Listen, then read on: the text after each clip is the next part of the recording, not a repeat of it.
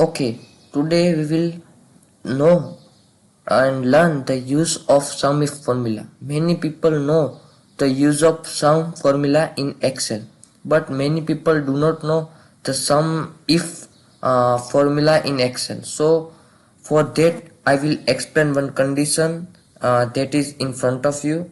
In this condition there are products which are sold at different and particular dates, and this data is of a January month in which the product are sold, and beside product column there is a quantity column in which the quantity which are sold at particular date are written. So now we need to find that how many chocolates are sold at January month. So for that we will use a sum if formula, that is equal to sum if tab.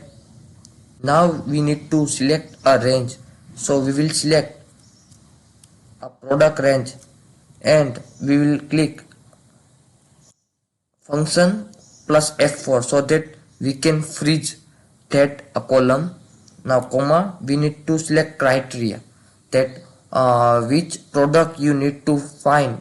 So we need to find the quantity of chocolate, so we will select chocolate. Now again comma, now we need to select the quantity column, so we will select whole quantity column and freeze it by clicking function plus F4. Now we'll click enter, so we'll get that 199 chocolates are sold at January month.